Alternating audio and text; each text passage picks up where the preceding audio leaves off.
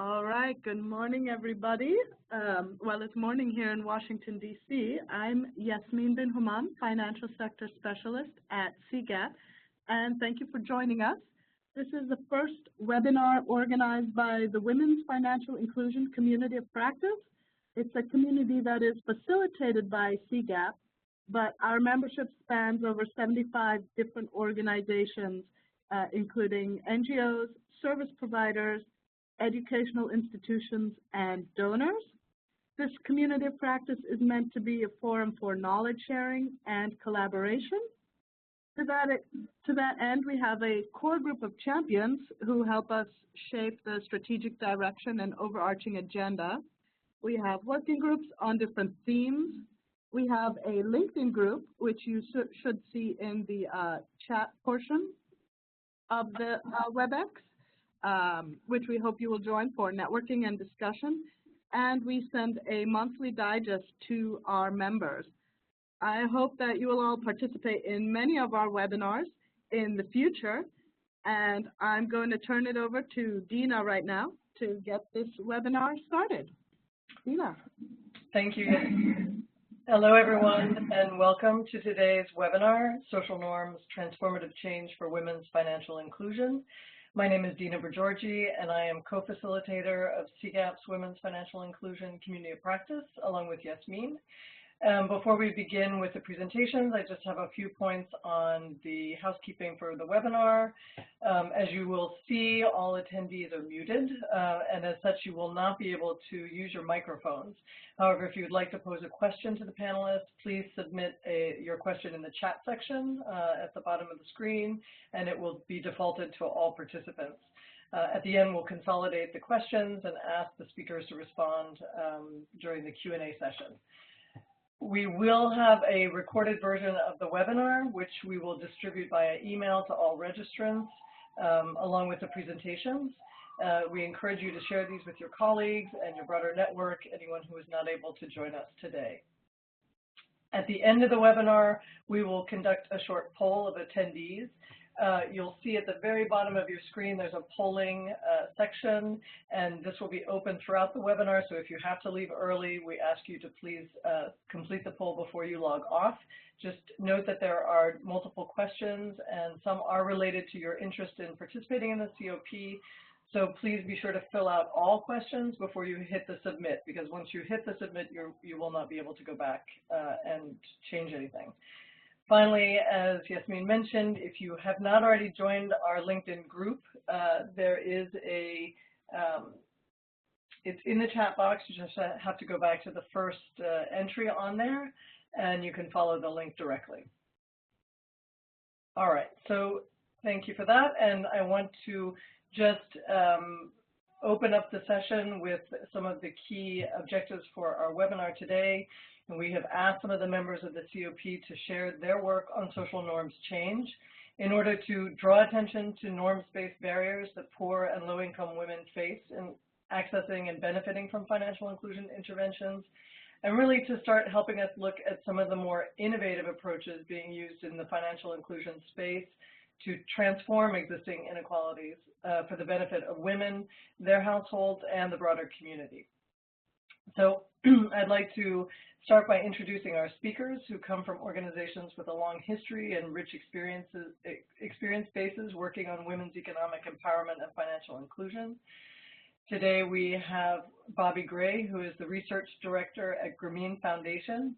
Bobby has extensive experience working on research, evaluation, and monitoring on solutions for measuring and assessing the social performance and impacts of integrated financial and non-financial services.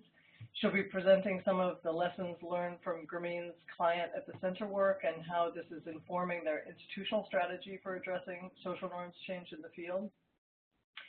Next, we will have Anjali Banthia, who is the specialist on the Consumer Insights and Engagement team at Women's World Banking. In this role, she conducts product-related customer research and works globally with financial institutions to develop marketing and financial education programs that deepen financial inclusion. Anjali will present Women's World Banking's experience with social communications campaign in Kenya to address some of the psychological factors that created barriers for women's uptake and use of new products. And we'll talk about some of the lessons learned for normative change programming. And then finally, we have Grace Majara, who's a senior advisor with CARE International UK under the Women's Economic Empowerment Program. Grace is a champion of the Village Savings and Loans Association methodology and has been working to take it to scale in Uganda and other markets where CARE operates. Grace will talk about CARE's strategy to transform social norms and how integrating household discussions and broader community engagement around a more gender-synchronized approach can lead to more positive development outcomes for women. Okay, thank you. So we will start with Bobby. Bobby, I'll hand it over to you. Great, thank you. Let me just get set up here. Okay, good morning, everyone. It's a pleasure to be here. I am going, just by way of a quick introduction, the Grameen Foundation's mission is to enable the poor, especially women, to create a world without hunger and poverty. We focus on women because they disproportionately lack access to resources, information, and opportunities, and we see them as powerful agents of change for themselves, their families, and their communities. By way of a quick introduction to the presentation I'm going to give today, I thought it'd be helpful to start by asking what we mean by gender transformative change for women's financial inclusion. The UNDP several years ago published their gender integration spectrum framework, which you see here on this slide, that looks at gender approaches on a spectrum of either being gender neutral, gender sensitive, and gender transformative. Gender neutral is anything that basically fails to acknowledge the different needs or realities that women and men face. It could potentially aggravate existing gender norms, et cetera. An example of this type of approach would be, for example, a microfinance institution that serves both men and women, but they don't disaggregate their data. Their products are basically for everyone. Gender sensitive approaches are those that recognize distinct roles of people based on their gender and takes these into account when designing products and services. An example of this approach might be MFIs that design services for women, such as village banking, make sure mobility barriers are overcome by bringing services closer to them as a workaround to gender norms that generally restrict women's mobility. And finally, gender transformative approaches are those that try to redefine or transform gender norms and change existing inequalities. An example of this approach would be an MFI that perhaps develops approaches such as gender dialogues to facilitate discussion about women's mobility, to make more decisions related to where she can travel without permission or how she can spend her own income. We've found the spectrum to be a helpful reference when thinking about how we'd place our own work in the past as well as the present. And then by thinking about the approaches in this way, we've really realized that the majority of our work has been strongly gender sensitive for the past several decades, but it's going to take much more intentionality to achieve gender transformative change. So in 2013, when the research about the impacts of microcredit didn't show that there were transformative changes on clients, we started thinking more about the link between financial services and resilience, such as helping households anticipate, respond, and recover from shocks as well as their day-to-day stressors. And these stressors could be health, keeping kids in school, putting food on the table. We adopted this framework that had been developed by Tango International, but we added the gender lens to this framework. So basically, this framework shows that depending on the exposure one has to stressors or shocks, as well as one's access to some leverage points, which are sustainable livelihood strategies, access to financial services, the types and amounts of assets one has, and the social network that one can draw on will determine whether a person follows a vulnerability pathway and potentially becomes worse off, or they follow a resilience pathway and can bounce back and maybe bounce back better. All of this leading to longer-term impacts on food security, health, disaster risk reduction, et cetera. we added the gender lens to this framework, which didn't originally exist, to acknowledge that we had to think about resilience from the perspective of women, because that's mainly whom we serve, but we had to unpack what it meant to take a gender lens on the leverage points that you see here to improve household resilience.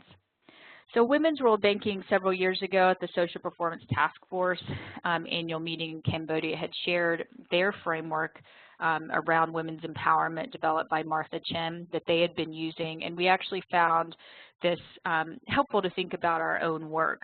There are 4 changes that you want to see when thinking about women's empowerment. There's material change, cognitive change, perceptual change, and relational change. And by using these 4 broad areas, we created specific indicators for each type of change as it related to the 4 leverage points briefly here. Again, just want to remind you about sustainable livelihood, asset building, etc.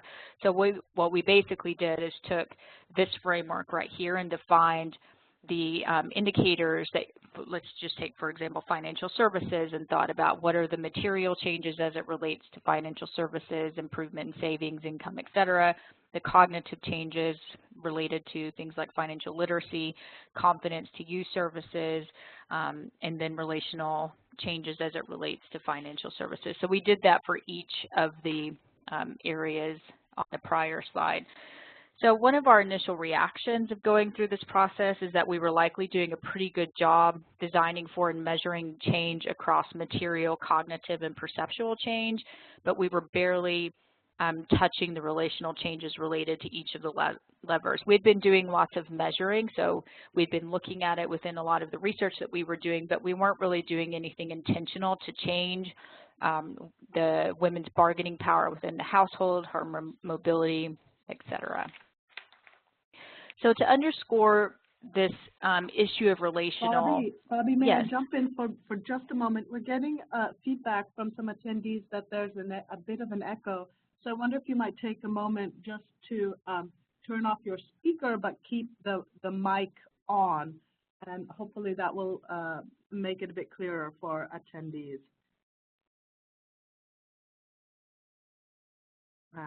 So if you make sure to keep your mic on, but perhaps turn the speaker off or the volume low. And I'll turn it back to you. Okay, I'm not sure if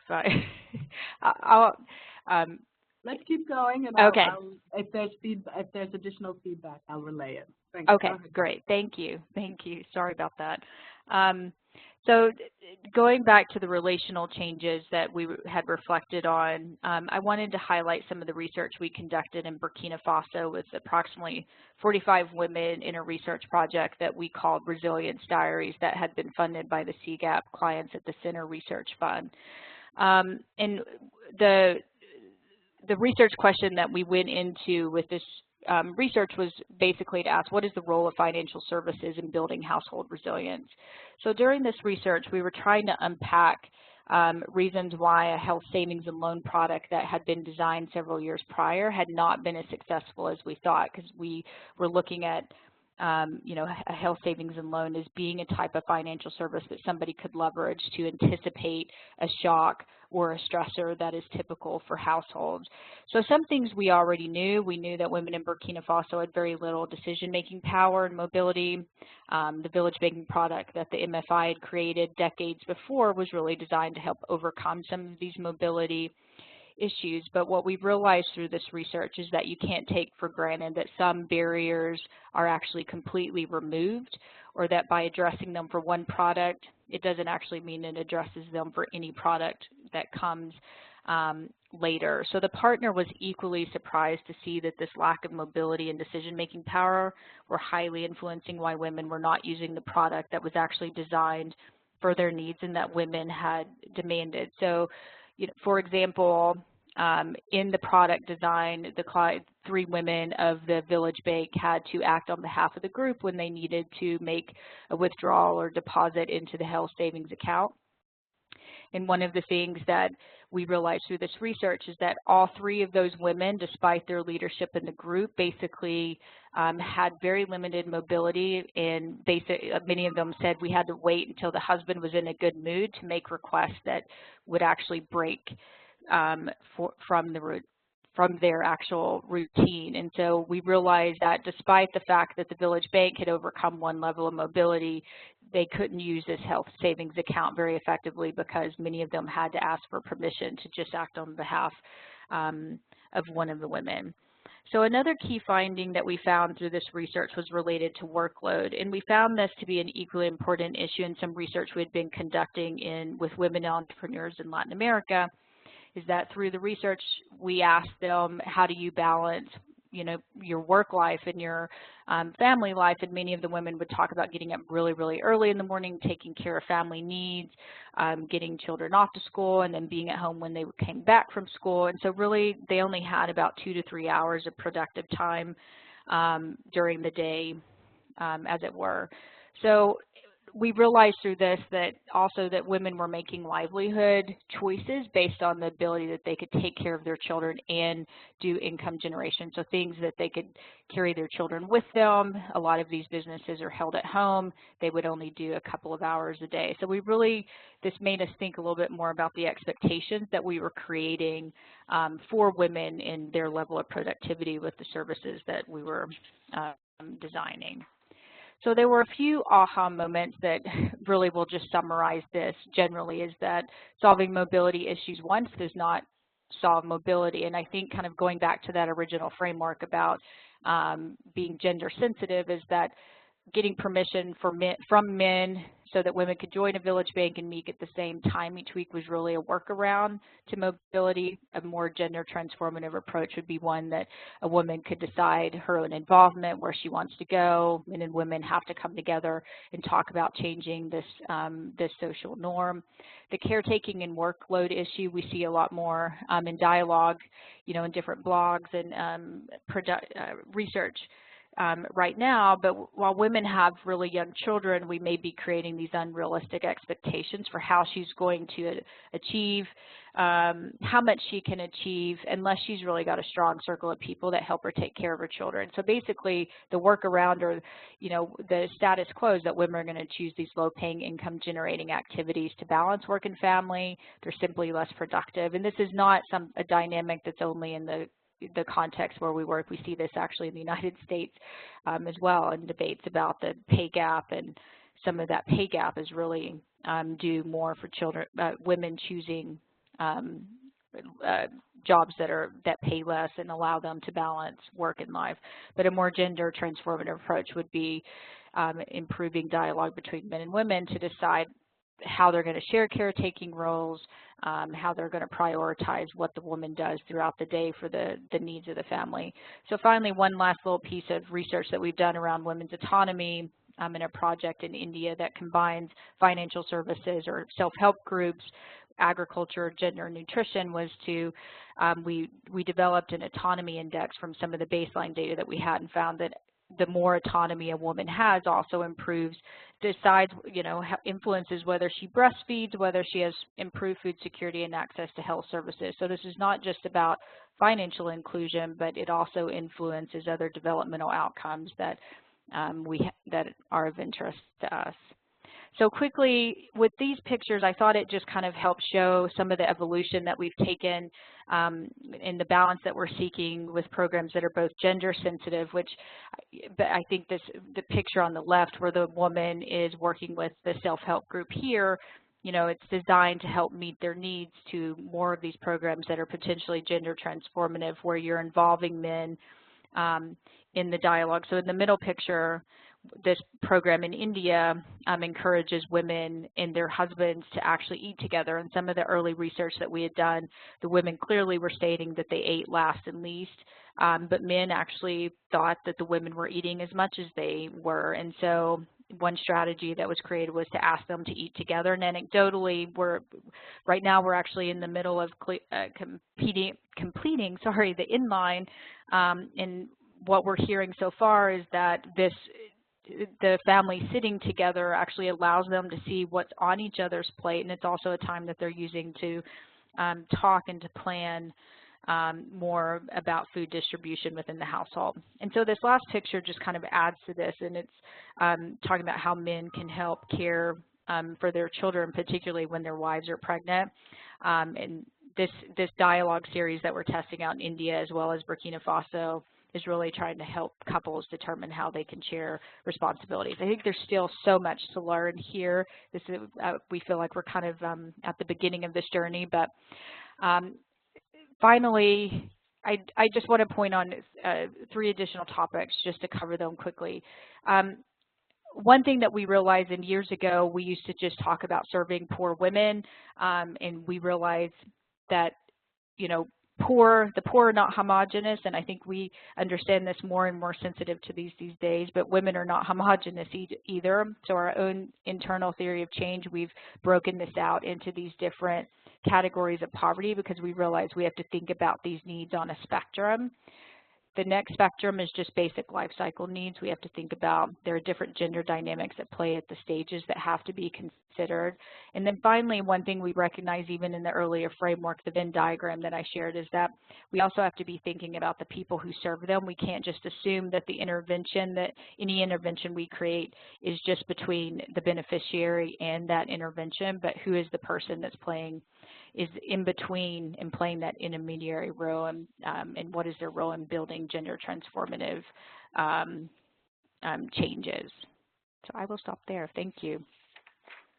Thanks, Bobby, so much for that and for helping to set some of the conceptual framework around the discussion and highlighting how more intentional approaches to achieve transformative change, transformational change are really needed.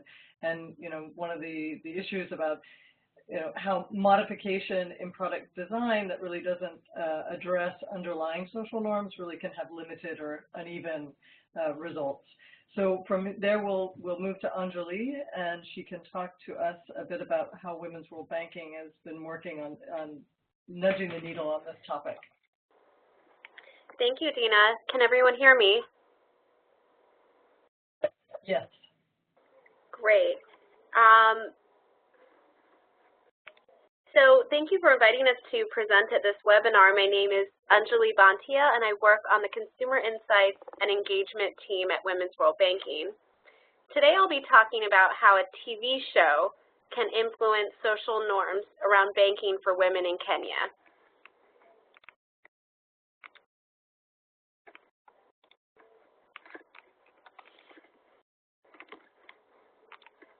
Women's World Banking is the global nonprofit devoted to giving more low-income women access to the financial tools and resources they need to achieve both security and prosperity. For more than 35 years, we've been studying the lives of women and working with financial institutions to develop the right financial products to meet women and girls' needs, including savings, insurance, and credit.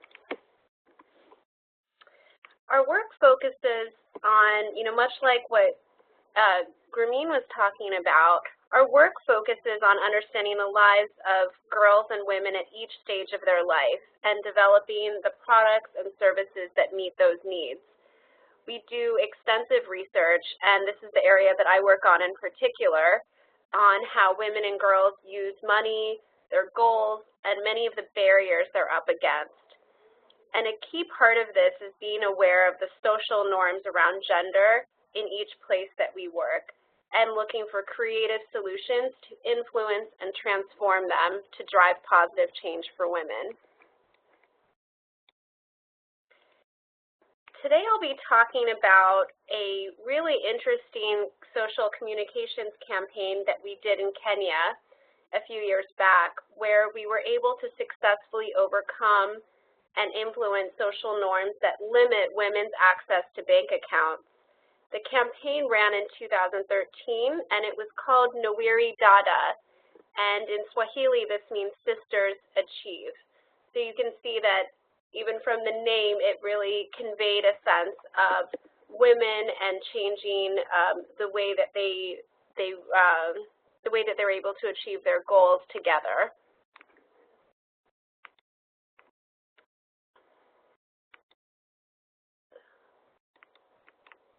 Oh, I'm sorry about that. I flipped too many slides ahead.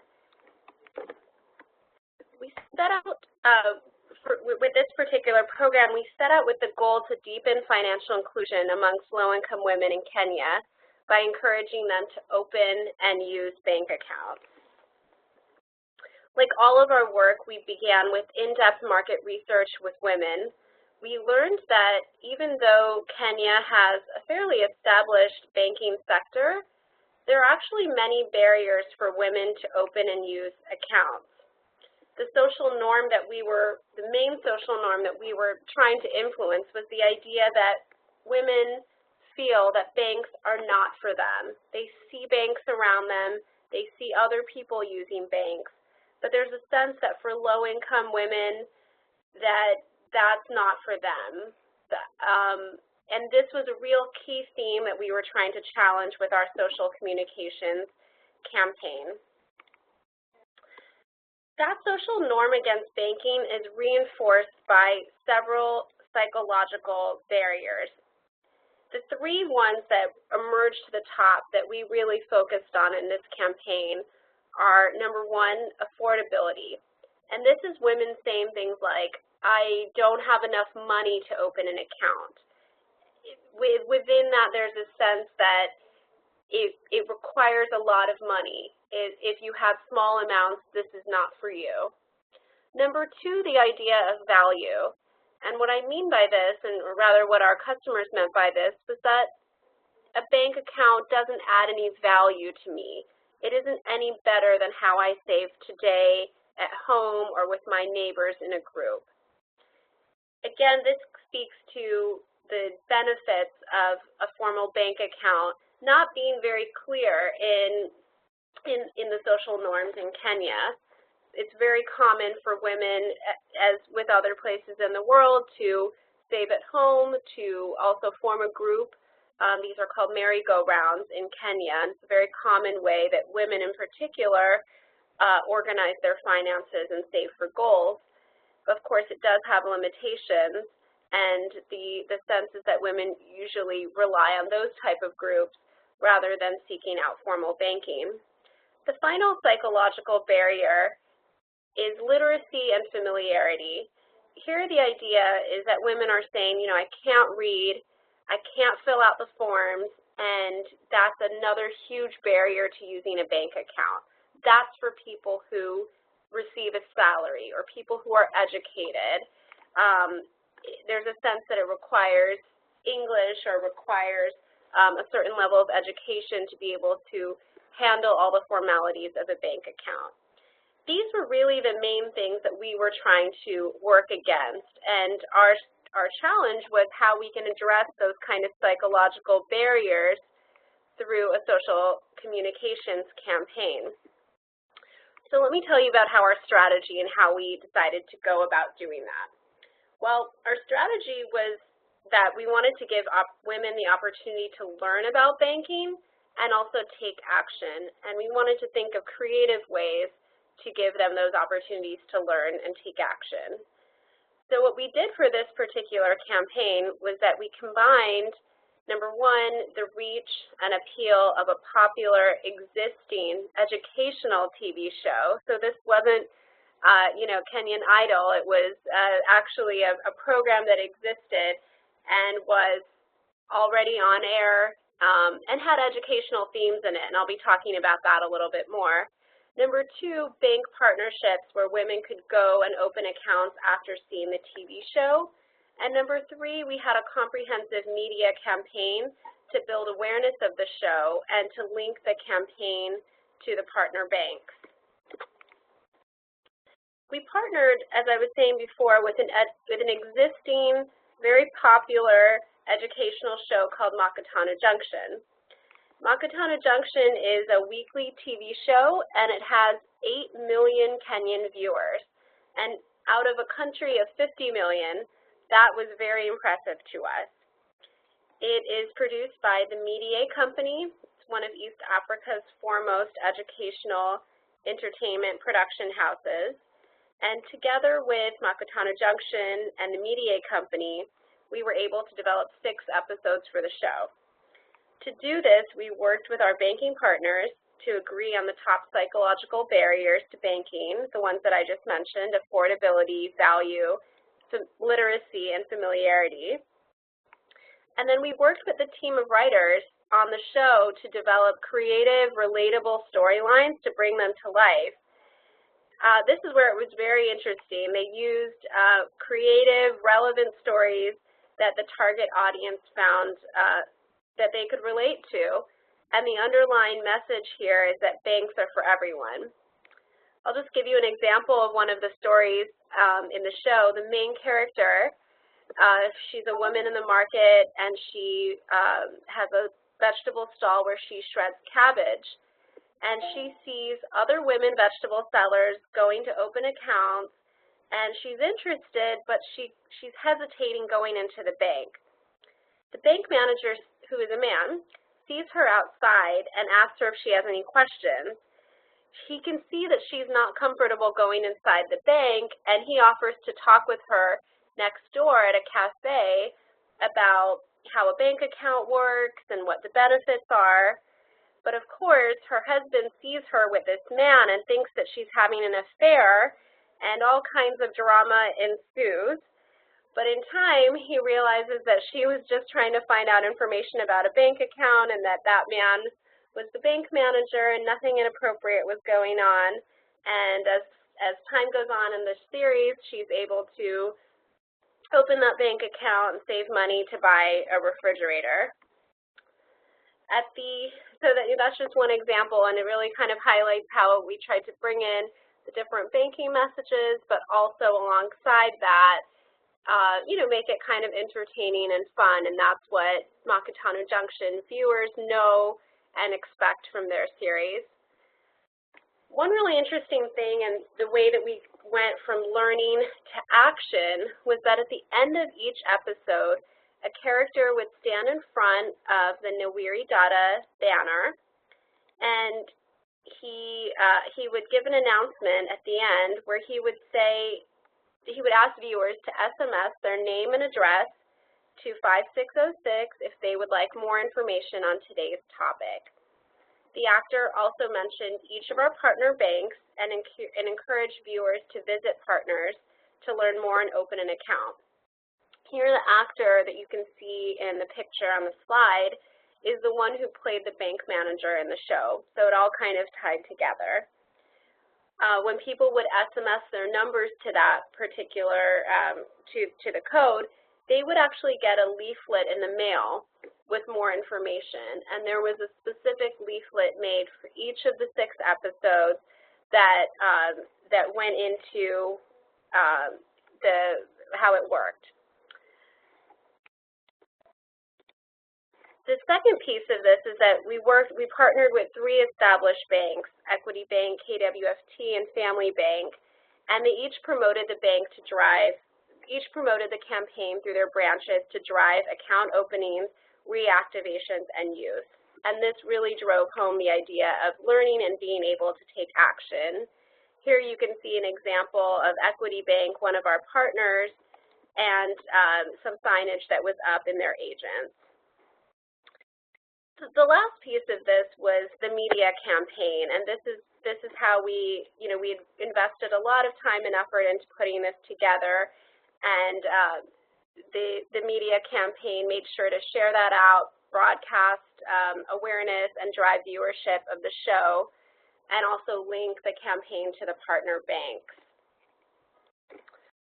So finally, how did we measure our results, and what did we do?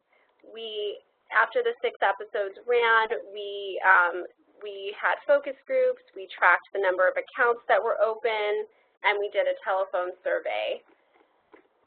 And we were very pleased with the results. You can see here that 83% of viewers said they received important financial information from the TV show. The post-survey showed that after the TV show had run, approximately 138,000 more low-income women reported having a bank account at a bank amongst those who watched the show. This was really exciting for us. It represented a 9% increase in account ownership.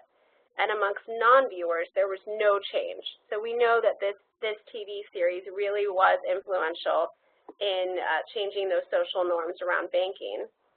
Again, this is only looking at women, which was our main focus. Our banking partners also said in the following months that they saw increases in account activity, ATM requests, mobile banking usage, and even additional accounts in some cases.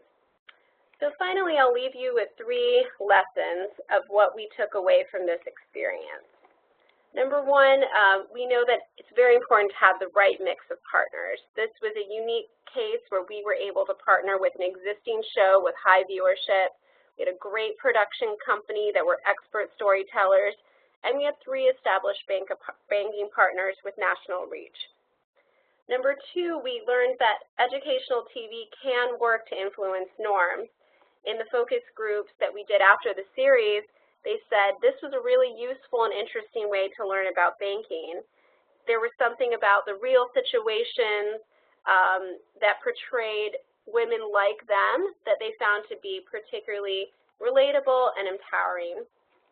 Finally, we know that the bank partnership is critical to lead to action. We wanted women to have the opportunity to take what they were seeing in that show, go to one of the partner banks, open a bank account, and practice for themselves. And that's really our model with financial education beyond this particular series, and that's how we've taken forward the lessons that we've learned here and applied it to other programs. We always make sure to have a very strong call to action, and that's really where we see ourselves being able to influence those kind of social norms. So thank you very much. Look forward to hearing your questions following the next presentation. Thanks so much, Anjali, for sharing that and really talking about how women's rural banking was able to leverage an existing edutainment series in Kenya for shifting existing norms change around women's banking. I think it's particularly interesting to think about new opportunities and creative ways of engaging non-traditional partners as we think about norms change more broadly, and as you say, kind of the importance of also linking it with tangible products in terms of women's banking products through your partners. So with that, I will move on to Grace. Grace, are you ready? Yes, I'm ready. Hello? You're very soft. I can't quite hear your volume.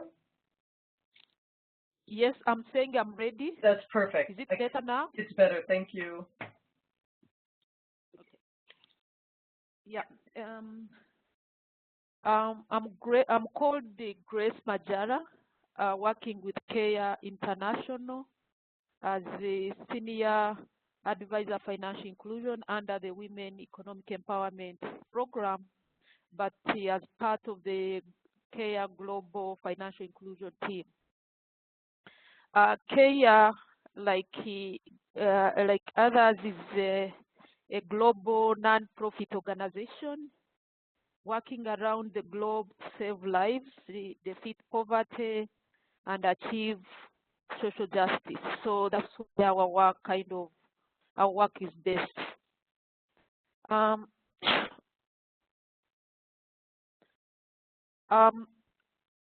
Before I go into what I have to talk about as far as gender norms today, I would like to say that CARE approaches gender norms changing our financial work, and it's important to note that social norms change is an organizational-wide priority and core to our 2020 strategy. Within our work, we have 4 core programming pillars, where financial inclusion is one of those, with VSLA, or Village Savings and Loans Association methodology, as the foundation for this. So we orient towards advancing women economic empowerment with VSLA as our starting point. And of course, even other programming streams that include focus on promoting dignified work, increasing women's productive engagement in value chain, and promoting women's entrepreneurship is also kind of embedded into that. So as part of this strategy, the 2020 strategy, we as an organization, we aim to economically empower 30 million women through what I've said: financial inclusion, women and value chain work, dignified work, and entrepreneurship.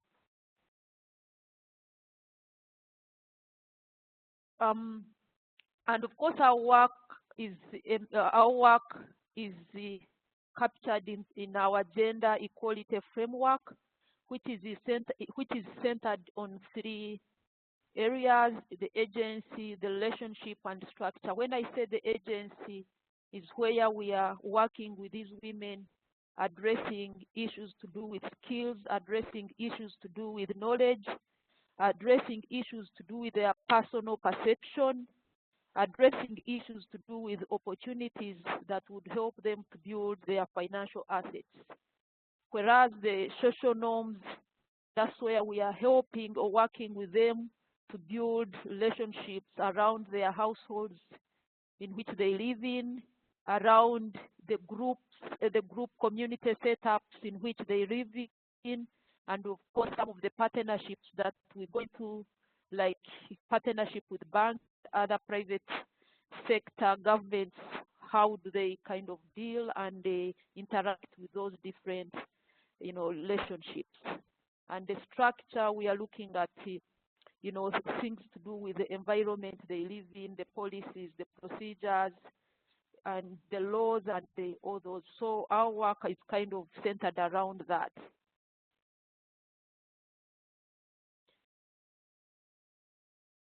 To kind of better describe it, I'm going to use a story. I'm going to use the story of Josephine and John, but of course those are not the real names of the 2 people the 2 people I'm going to talk about. But Josephine and John, they are a married couple, and they work together as to develop their households. Mainly they are farmers, but they also engage in other activities that bring in income into their household. Josephine, the wife, is a member of VSLA, so she keeps on saving money to that group, where at the end of 12 months she gets back her savings and invests back in the family. However, John, being the head of the household, being the man of the household, makes all decisions regarding the household income, including money that come into the house as a result of Josephine's efforts and also from the VSLA.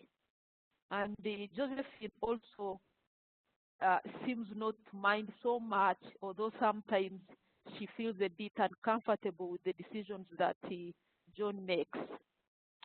John makes these decisions partly because society requires him to make them.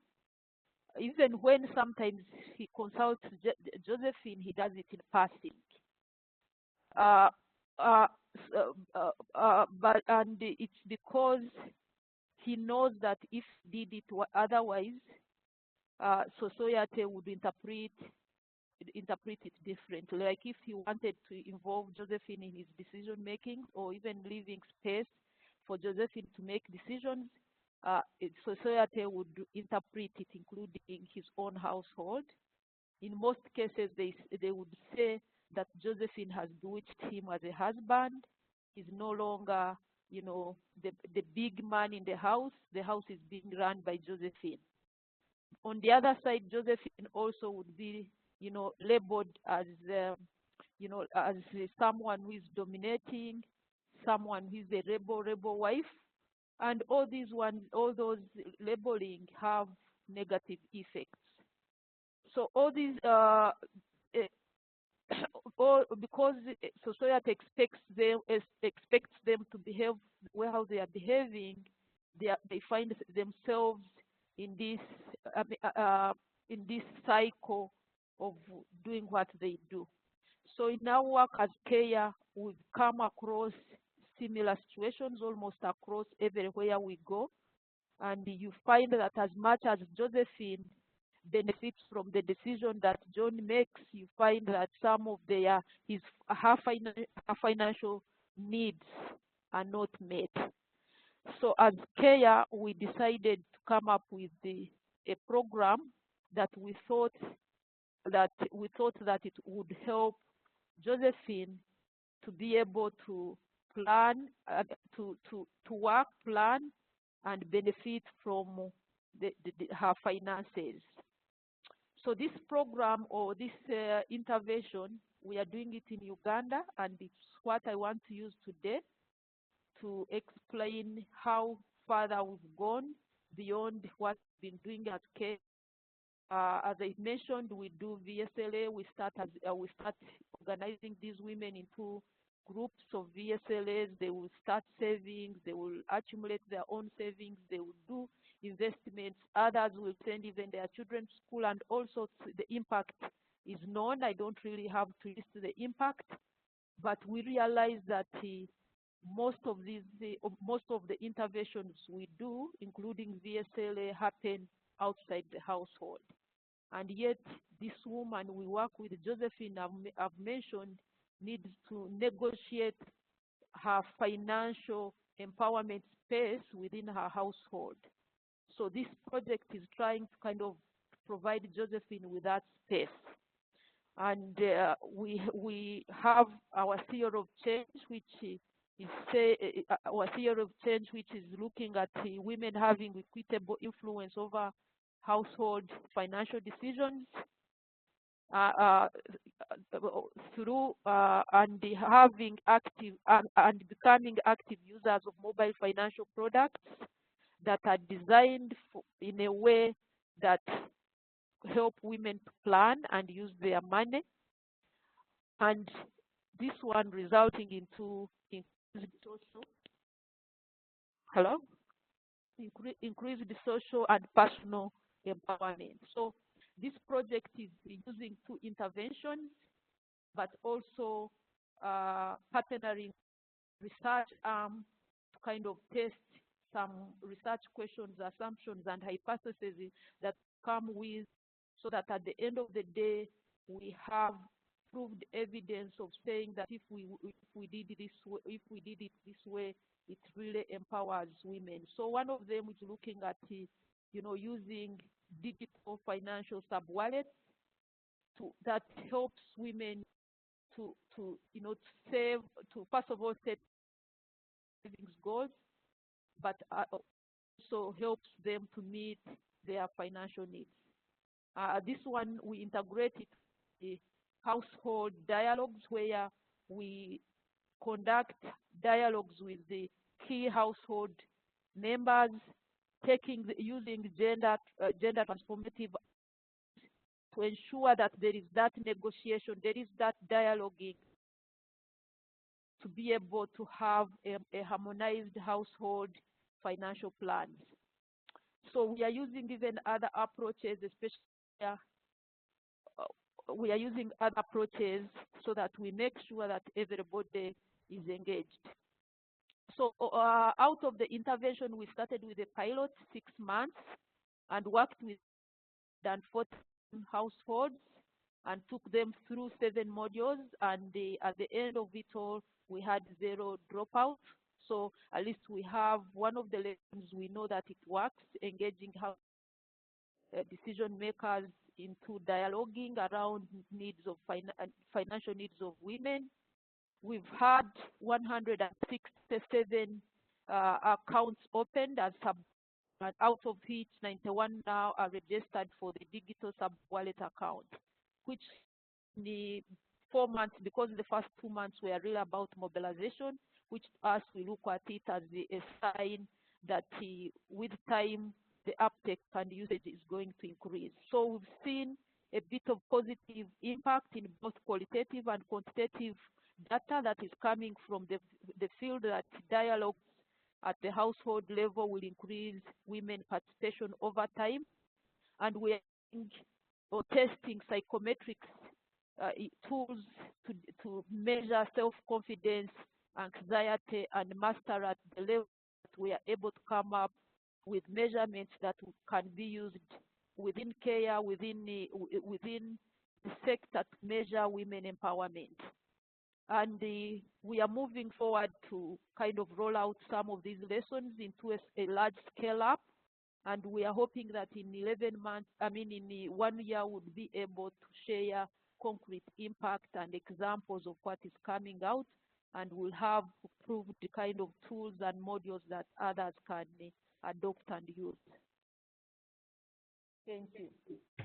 Thank you, Grace, very much. And thank you for presenting on CARE's use of a gender synchronized approach, one that brings in men in the discussion and the community as well, and to bring about transformative and transformational change for women and their communities. Okay, so this is the end of our presentation portion of the webinar, and we now have some time left to take some questions. Yasmin, I believe you have the questions. Yes, hello everybody. I'd encourage all the participants to send questions over chat to all participants rather than to simply the host. We have a question mainly directed at Bobby from Grameen. With the lack of mobility being a symptom and solutions that target that might not be sustainable, how do you address unintended consequences of transformative change that you hope, for example, would address the mobility issue but might stir up issues in other areas? And then we had a question mainly directed at Anjali from Women's World Banking regarding, after an initial campaign like a TV show, how do you encourage continued active usage of accounts and services beyond the initial sign-up? So I'll turn it over to you now, Dina, in case you want to add anything to those questions. And I encourage our participants to send questions over chat. And if we can't get to them today, we will address them on our LinkedIn group. And over to you, Dina. Okay, actually, I think, Bobby, if you could go ahead and answer the first question. A few now, more questions are coming in to all participants, but we can start here and see what time we have left.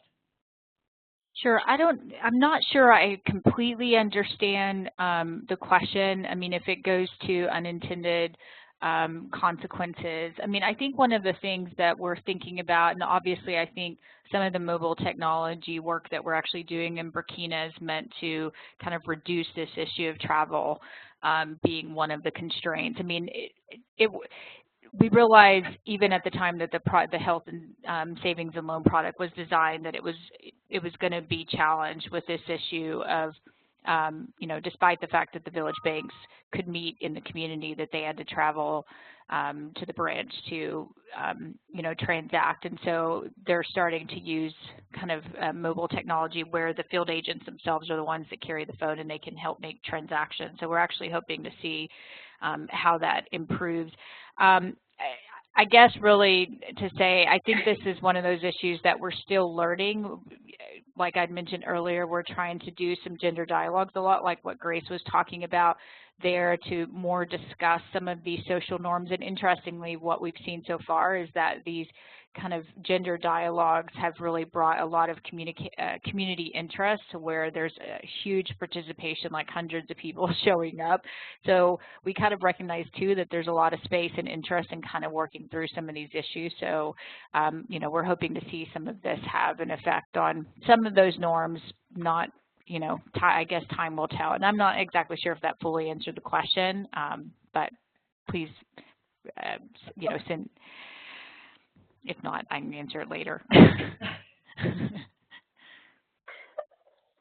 this is Anjali. I'll jump in with the next question. The question was, how do we continue after this campaign runs, and how do we make sure that the accounts are used? And that was really important for us, and that kind of speaks to the different partners that we brought in for this particular project. It wasn't just the TV show. It actually had 3 different banking partners in it, with an established customer base, with branch network, with different ways of engaging their customers. over time. And that was really important to be able to take the learnings and bring them into action.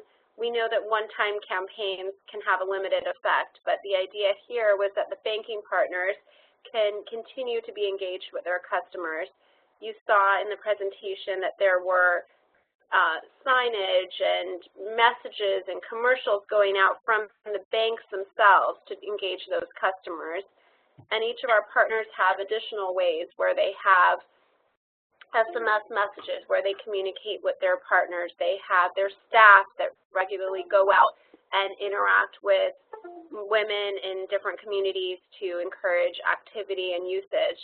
And this is a theme for much of our work around savings, going beyond just the account opening, but also driving that activation. And that's something that we do throughout our various different projects around savings. Okay, thank you. I think a sort of a related and bigger question around this that has come up and has come up through the community practice as well is, how do we think about this in terms of scaling interventions? These types of transformative approaches, and what implications does it have, for timeframes for programs, the types of actors that are engaged, and the role bringing in sort of non-traditional partners for any of the speakers, perhaps. Yeah, for us, this is, and I really want to emphasize, this is a really unique opportunity for us to do this kind of social communications campaign. We were able to bring together the right mix of partners, and it made sense to do it. It's not something that will happen in every case, though. You won't always have a very popular show that you can partner with, great writers, different banking partners. But we took advantage of that opportunity, that we were able to do that in this case. It's not something that we see ourselves being able to do again and again. However, the themes that we learned and that we took forward, the idea of learning through stories, through relatable messages, breaking down those kind of psychological barriers, and tailoring the messages to the audience, and most importantly, giving that connection where they can take what they're learning and put it into action, that is something that we've been able to scale up and take to different countries. We've done financial education with women and girls through a variety of modalities in several different partners. It's actually one of our key offerings that we work on. So in that way, you may not have the same TV show that scales up, but the same ideas of looking for ways to communicate and break down barriers is something that we've been able to scale up through our other programs. Thank you. Would any of the other speakers like to speak to this point? No, but can I speak to the question about the barriers coming from other people surrounding women, such as their husbands and in-laws? I mean, I think to me, this is probably one of the biggest learnings for me, is that despite all of the effort that we've been doing around, financial literacy, improving her knowledge, her constraints, that when it comes down to it, one of the biggest challenges is that despite overcoming some of her confidence issues and concerns about using products, that if we can't address her ability to negotiate and have open dialogue at home, that we're probably just going to continue to see limited impact on anything that we do. And I think, to me, that's probably been one of the biggest takeaways from some of, from this research in Burkina, is that it all seemed with all good intention, doing lots of market research, lots of product design up front, engaging people. But if we can't help them change those norms at home, then she can have all sorts of access to stuff and information, but she may not be able to actually use that very effectively. I mean, I think one of the issues I didn't get into too much was just this issue of household honor, that even talking to other people about their financial needs puts a husband in a position, kind of going to Grace's point, puts the husband in a position of, well, he's not taking care of his family, so she technically, can't talk to people about her needs. outside of it because it looks poorly on the husband. And we saw that, just like Grace said, I think we saw the exact same things in the research that we've done in support of the pro-WEA work that IFPRI is leading around measuring women's, economic empowerment in agriculture, is that there's a lot of discussion about them, having this rebel wife and being seen as a weak husband if his wife does anything that's outside of the norm. And so I don't know, I guess, yeah, I think one of my biggest takeaways is that if we can't address those issues, we can go only so far, but we may not be able to see the real change that we want to see without doing more within that household, intra-household decision-making process. Okay, thank you. There are a lot of good questions that have been coming in, and I think we're going to take one more and maybe get to one that has to do with evaluations, to ask if any of the organizations represented today have done evaluations on these social norms types of interventions to see, how much practices have changed and stuck over time, or whether there's need to constantly reinforce changes, and what are the findings on that? I'll just speak quickly that we don't have any evaluations at the moment that have been completed. We have 2 that are actually in process, basically in Burkina Faso and in India, where, it'll probably still be short-term changes, after a year and a half of implementation. The one in Burkina may have the benefit of having 2 inlines because of the involvement of this pro-WEA assessment that's included with it. So I'm hoping within the next year and a half that we'll have more actual data on some of the change. And on our side for evaluation, I spoke to how we evaluated this particular program. We tracked the number of accounts that were open or reactivated as a result of the campaign. We did a telephone survey, focus groups, to understand what they took away from the program, what actions took place after. Okay. Maybe I can briefly say that yes, I can briefly say that we've done some. We can't really hear you. Hello. Better. Hello. Yes, that's better. Okay.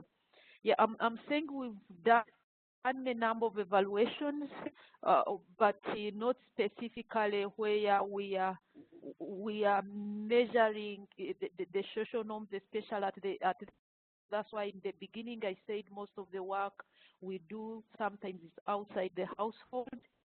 But particularly for this project, we are trying to use we are using the RCT approach where we are going to have the control and treatment and would be able to kind of confident, yes, intervention where you have dialogues, has impact, whereas there where you are not having a household dialogues, probably the impact is not the same.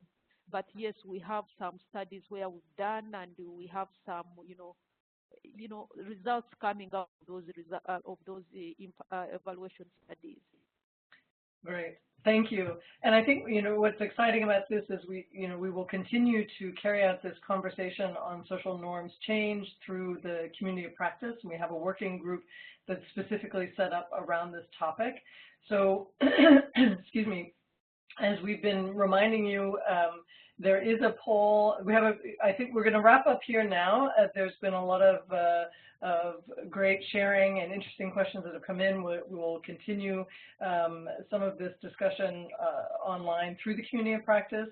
I want to take the opportunity to thank all the speakers and each of the participants for logging in today. We have a few key announcements for activities that are coming up.